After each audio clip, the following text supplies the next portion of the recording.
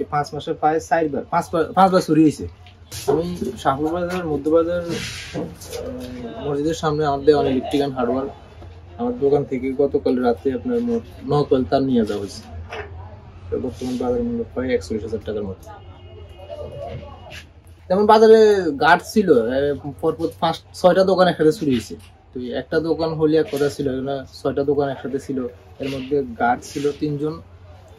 তো ওরা কি দায়িত্ব পালন করছে এক। দ্বিতীয় হচ্ছে এই বাজারে আমি এখানে আসছি আজকে 5 মাসের মতো হয়েছে। এই 5 মাসে প্রায় 5বার চুরি হয়েছে।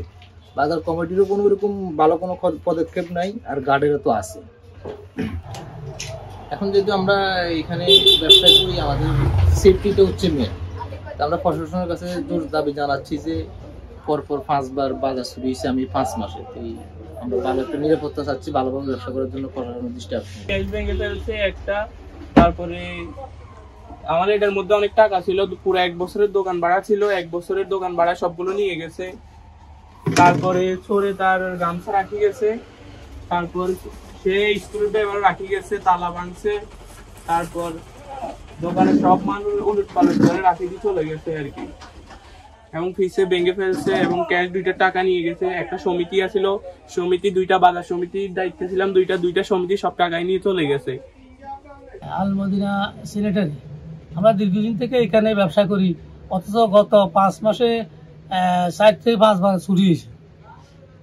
এখন এখানে আমাদের বাজার কমিটি বা প্রশাসন থেকে কোনো ওরকম তত্ত্বাবধান করা হয় না, যার কারণে এতবার চুরি হয়। কারণে 3-4 মাসের ভিতরে এতবার চুরি। এই যে আজকে মনে হয় 5-7-6টা দোকান চুরি গিয়েছে। আমার গোডাউনের পিছন দিয়ে ভাঙ্গা, গোডাউনের স্যানিটারি মাল আমার সবগুলো চলে গেছে। এখন এই অবস্থা আমরা কার কাছে কি গমু? প্রশাসনের প্রতি আমাদের দাবি যেন, আমাদের জোরালো দাবি যেন আমাদের এই ক্ষয়ক্ষতিগুলা কিভাবে নিরসন করা যায় এবং ক্ষয়ক্ষতি যেন ভবিষ্যতে না হয় সেগুলা একটু দেখভালের দায়িত্ব নেই। আমার দোকানে চুরি, ক্যাশ টাকা চুরি হয়েছে, সঞ্চয় আমি যে দোকানদারি করি কালকে রাখি গেছি, এখানে রাখছি। অ্যাটলিস্ট আমার বাজারের মধ্যে 2টা সমিতি আছে, ওই 2টা সমিতি পরিচালনা আমি করি 2018 সাল থেকে দীর্ঘদিন ধরে। পরবর্তীতে এটা হচ্ছে প্রতি 10 দিন পর পরে এই সমিতি একটা ড দিয়ে ব্যবসায়ীর মাধ্যমে দেওয়া হয় ব্যবসার জন্য। তো কালকে একটা সমিতি শেষ হয়েছে, ড দেওয়া হয়েছে, ওদেরকে আমি আজকে টাকা দেওয়ার কথা ছিল 70,000 টাকা। আর একটা সমিতি হচ্ছে 40,000 টাকা, যার মধ্যে আমার 25,000 থেকে 26,000 টাকা ক্যাশ হয়েছে। এই টাকাটা আমি যেহেতু দোকানে থাকা অবস্থায় আমি আমার দোকানের পাশে এক সাইডে ক্যাশের বাইরে রাখি যাই, আর আমার ক্যাশ গুলো আমি দোকানে রাখি যাই, কিছু যদি প্রয়োজন হয় এগুলো নিয়ে যাই। আর এটা হচ্ছে আমার দোকানের মধ্যে প্রতি মাসে আমি 4,000+ টাকা জমা রাখি, এটা আমার ক্যাশের পাশেই থাকে। আজকে সকালবেলা আমার বড় ভাই আসি, আমার দোকানের পিছনের দরজা ভাঙ্গা পায়। পরবর্তীতে আমাকে খবর দেয়, আমি আসি, দেখি আমার দোকানের সব টাকা পয়সা এবং কি দামি দামি অনেক ঘড়ি আমার আছে, অনেক ঘড়ি চশমা এরা সব নিয়ে যায়। এর সাথে আমি সিজনারি ব্যবসা করি, আমার র্যাকেট ছিল দামি দামি প্রায় 10 থেকে 15টা র্যাকেট নিছে। মূল কিছু আমার কাছে নাই, আমি জানি না মূল কিছু আপনি জানেন না? না। তো 5 বার আপনারা যেহেতু নাইট গার্ড, আপনাদেরও তো একটু আছে। আমরা তো আমাদের জায়গায়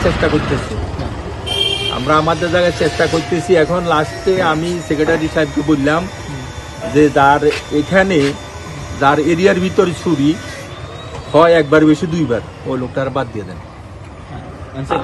আর এখানে কিছু বয়স্ক লোক আছে যাদের বয়স 60-এর অতিরিক্ত, বা আমারও বাকি, এখন এরা 2-3বার হাঁটলে 5 দিন করে বসে থাকে। কতক্ষণ বসে থাকে?